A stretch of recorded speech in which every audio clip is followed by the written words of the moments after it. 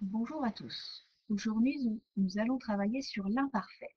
L'imparfait est un temps du passé. Il sert à raconter une histoire qui a déjà eu lieu. Par exemple, avant, tous les matins, il balayait la cour.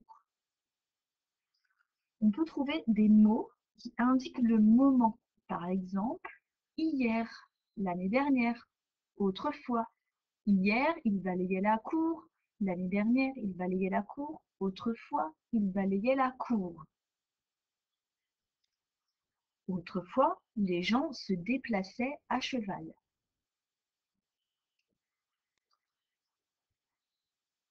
Les terminaisons sont toujours les mêmes à l'imparfait. AIS avec je, AIS avec tu, AIT avec il ou elle ou on, IONS avec nous, IEZ avec vous et AIENT avec il ou elle au pluriel. Par exemple, voyons un verbe en ER, verbe du premier groupe. Je passais, AIS. Tu passais, AIS. Il ou elle passait, AIT. Nous passions, vous passiez, il ou elle passait.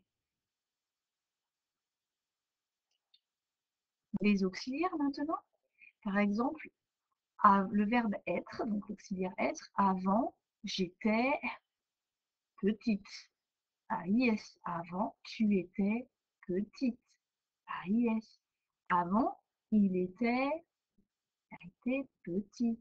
Autrefois, nous étions, IONS, petits. Autrefois, vous étiez, IEZ, petits.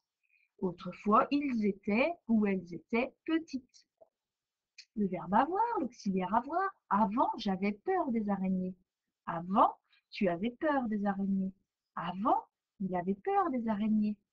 Autrefois, nous avions peur des araignées. L'année dernière, vous aviez peur des araignées. Ou la semaine dernière, ils avaient peur des araignées. Et on retrouve bien toujours les mêmes terminaisons à savoir par cœur. Donc ce qu'il faut retenir, l'imparfait est un temps du passé.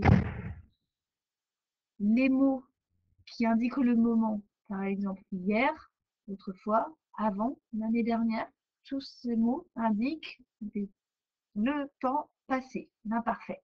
Les terminaisons, toujours les mêmes, AIS, AIS, AIT, IONS, IEZ, IENT.